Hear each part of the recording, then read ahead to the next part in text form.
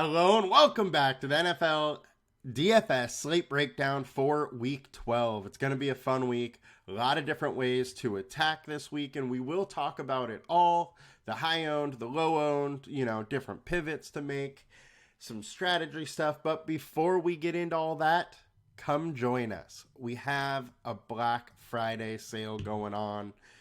If you are already a member and you upgrade to the annual plan, or if you just want to join LineStar for the first time and you want to get in, buy the annual package and fill out a jot form, you get a free tee, a free hat, and you can come join us, come get in the fun.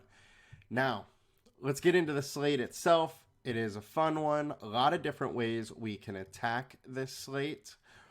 10 games. Obviously, a game to prioritize is this Buffalo versus Philadelphia game. After that, there is the Rams versus Cardinals, Tampa versus Colts, and Jags versus Texans.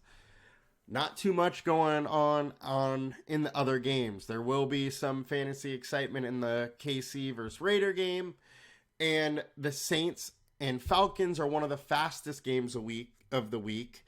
Actually, the fastest game of the week.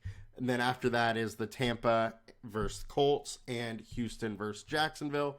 So all pretty much teams we've already kind of talked about. The Rams and the Cardinals are just kind of neutral pace. It's nothing that we should be going out of our way to get just because they're a little bit faster. The other ones that I mentioned being faster are ones where we should definitely maybe consider them slightly more than we normally would.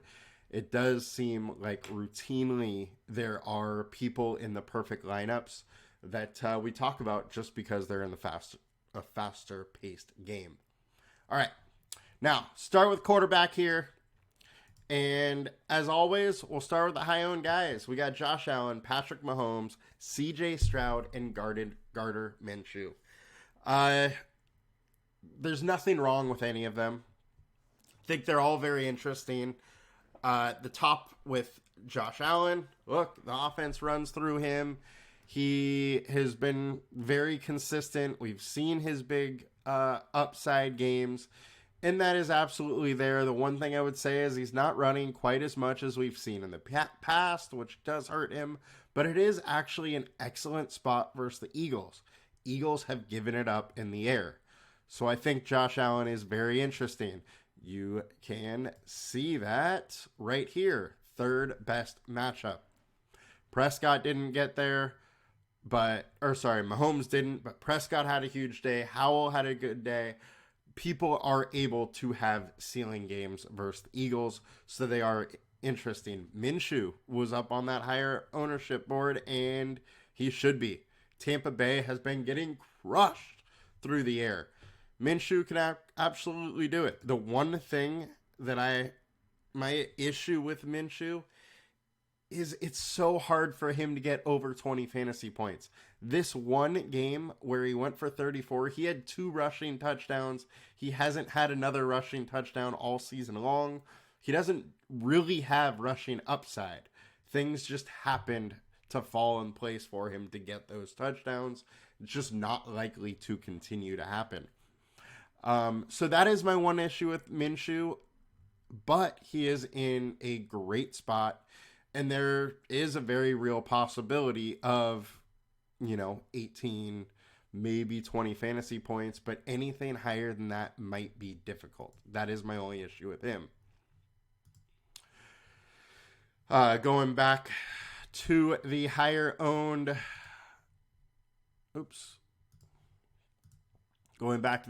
guys.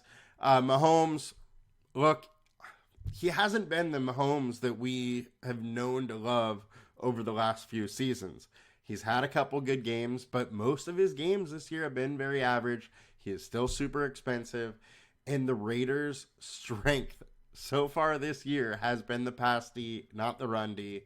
So while I hate saying to fade Mahomes, of these 3 higher owned guys, or 4 higher owned guys. He's the one I'm probably getting away from. Stroud against the Jags does look interesting. Jags have been extremely good versus the run, but have given it up a little bit versus the pass.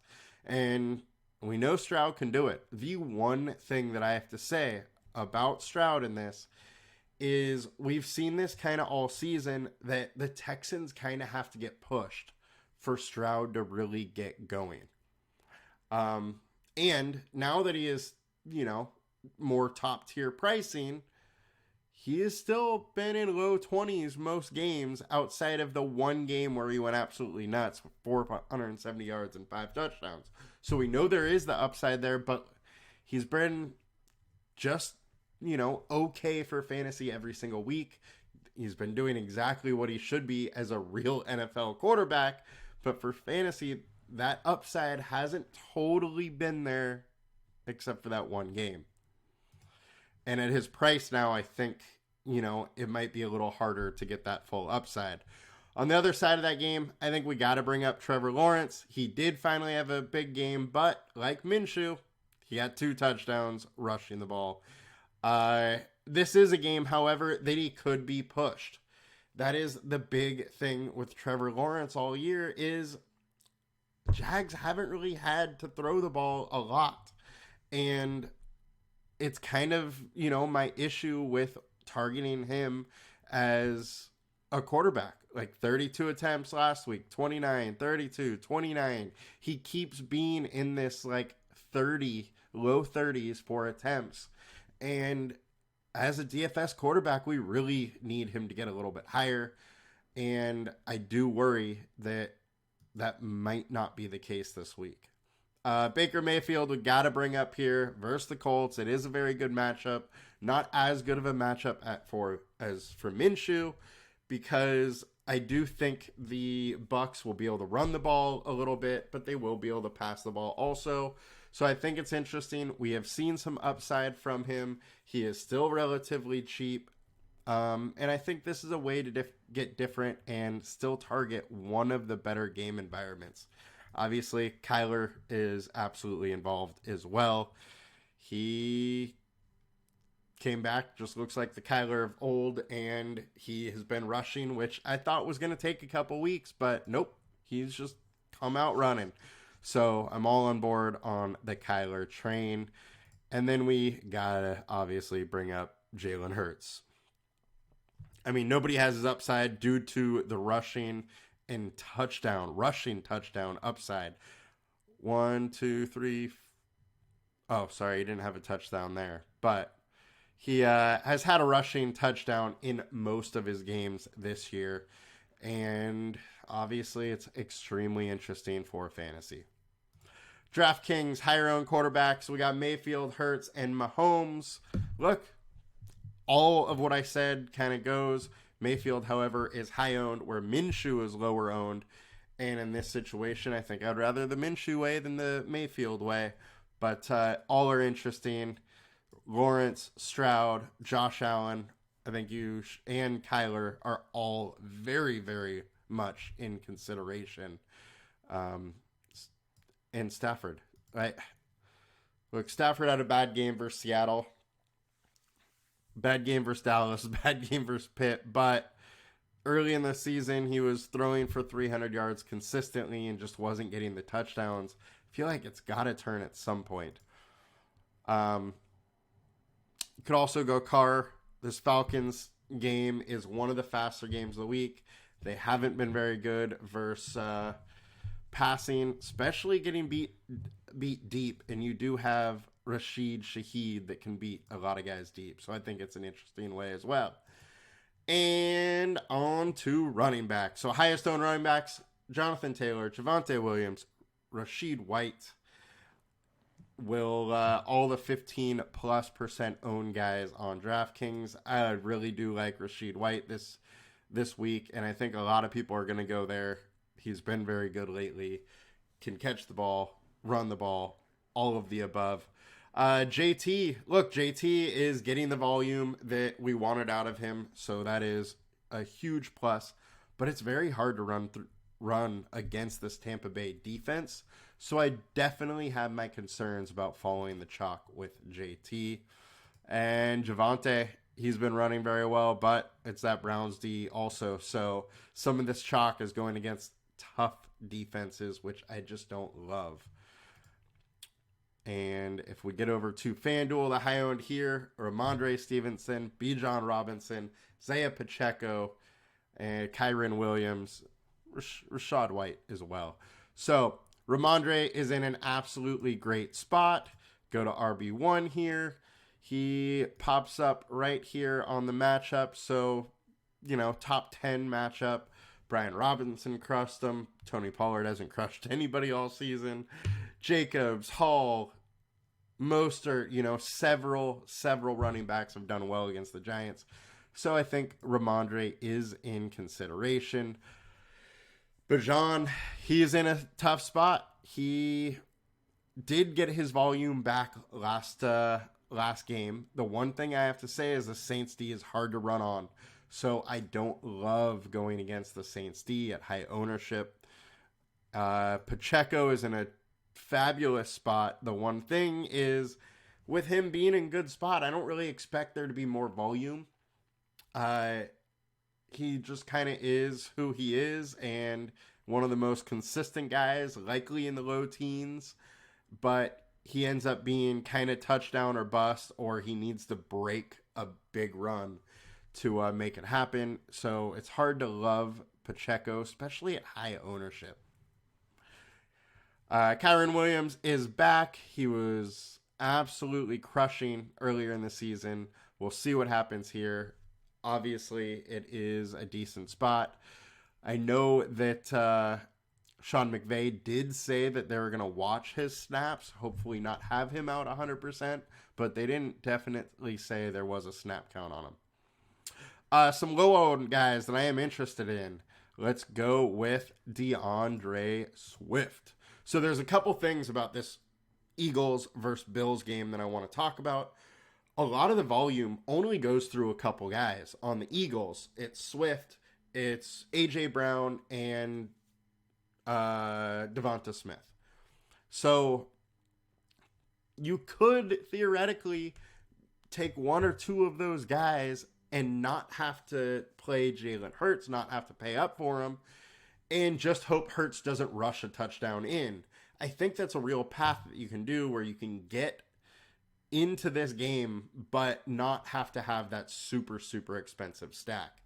And it might, get you a little bit different, say stacking a Swift and Brown together or something like that. So I think that's an interesting thing about it. I do have to say that Swift was limited this week in practice a little bit, has a little bit of an ankle injury. There hasn't been an update yet to it. He is expected to play, but I would pay attention a little bit to that news just in case, he's at all limited. Because if he's not getting the full snaps in this matchup, I don't totally love it.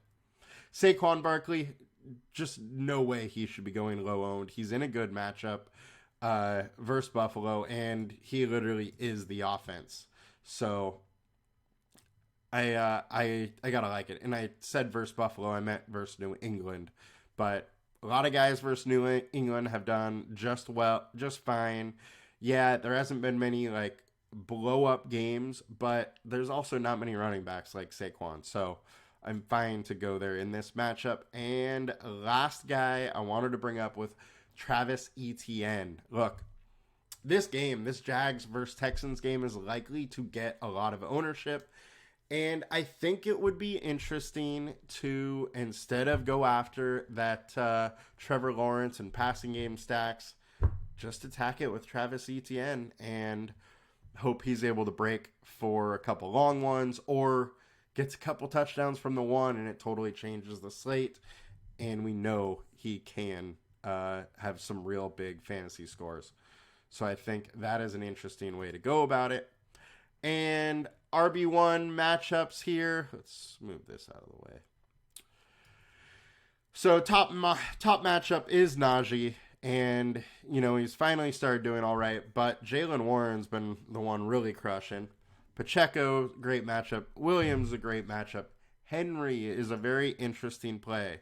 His prices came down a little bit, and he's in one of the best matchups you can have. So he's kind of interesting this week. Talked about Swift. Mixon, no Burrow, so that's kind of a no for me. For Singletary, Dameon Pierce is back, so I don't really think that he's in play for me. I do think the two of those guys are going to share time there. And let's get over to the wide receivers. All right, so high-owned wide receivers. We got Pittman, we got Olave, and Tank Dell, and Christian Kirk. Those are the guys that are projected over 20. With Pittman, I'm fine with him. I do have a little concern because wide receiver ones haven't really done well. The only wide receivers ones to do well versus the Bucks are the elite guys. Amon-Ra, 124 and a touchdown. A.J. Brown, 131. Justin Jefferson, 150. If you are not an elite wide receiver, you just haven't crushed Tampa Bay. And I think that's pretty much what's going to happen for Pittman. Do I think he can end up with like 6 for 70? Yes. 6 for 60? Yes. Maybe throw a touchdown in there. Absolutely. But I just don't think that he can have a slate-breaking game in this matchup. And that is my worry. Chris Olave, I am down to play every single week. I'm totally fine with going to him. He hasn't had a huge game this week or this year, which does worry me a little bit. His connection with Carr hasn't been that great, so I do have some worries with him, but I really like the talent. Tank Dell has just been special. This dude has been absolutely amazing, and I think you can go back to him. Stroud's going to. Christian Kirk also in a fine spot, and Josh Downs is probably the guy I would be targeting on that Colts team for pass catchers. Saints with Michael Thomas out. A.T. Perry is an interesting spot to pay down. Got a touchdown last week, and he did play like 85% of the snaps after Thomas went out. So I would expect him to do that the same. Shaheed may play a little bit more than he's been playing, but I don't think he's going to go up to, some crazy amount of ownership or snap count, But I do like Shaheed quite a bit. So other guys to talk about, AJ Brown. Look, it is AJ Brown. Tre'Davious White is out. They do have Russell Douglas now, who is a very good corner, but AJ Brown can beat anybody. And like with Swift, what I talked about is you can get action in this game and possibly get, all of the fantasy points or most of the fantasy points from Jalen Hurts just by taking AJ Brown. So I think that's an interesting way to go about it. Stephon Diggs, I really do think you are going to want some action in this game, and their top tier receivers are in good spots, so I like going that way, especially with Diggs. Diggs had a couple hard games, going way under owned, and we know he's a guy that can go for 150 and 2 touchdowns or 3 touchdowns, whatever. Other guys that I like, I got to bring up Marquise Brown. He's in a good spot versus the Rams. He's had a couple tough weeks, but I do think he has good rapport with Kyler, and it's only a matter of time till they really start putting it together. Devonta Smith, same thing as A.J. Brown, in a good spot.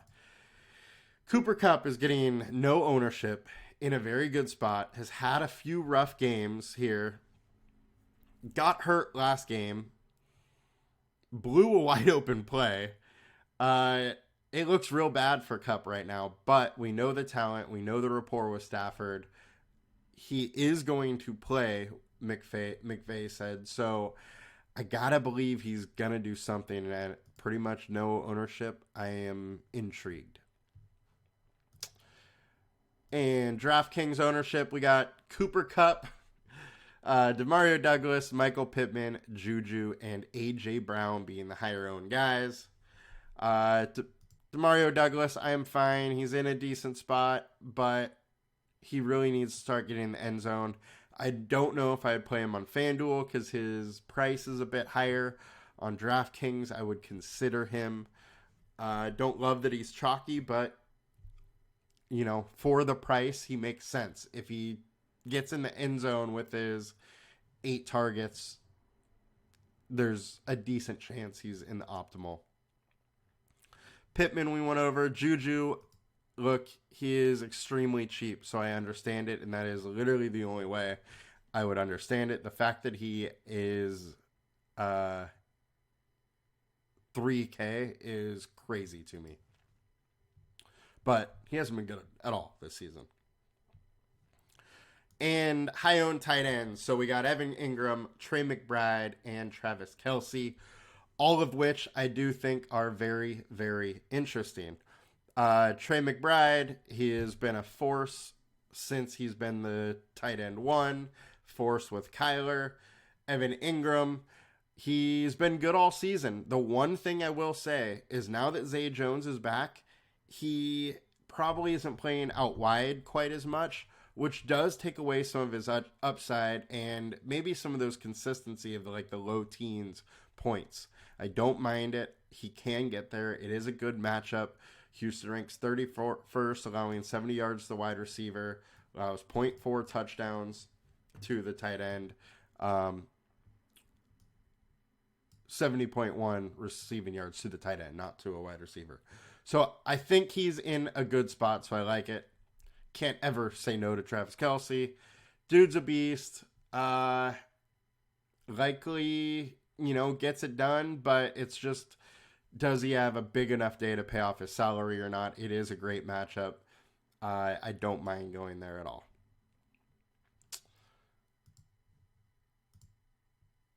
High owned on FanDuel, we got Kincaid, Kels, Ingram. Kincaid, I think, is in a terrific spot, and I definitely will be targeting him a little bit. Philly's definitely given it up to tight end, and he is essentially the wide receiver 2 in this offense.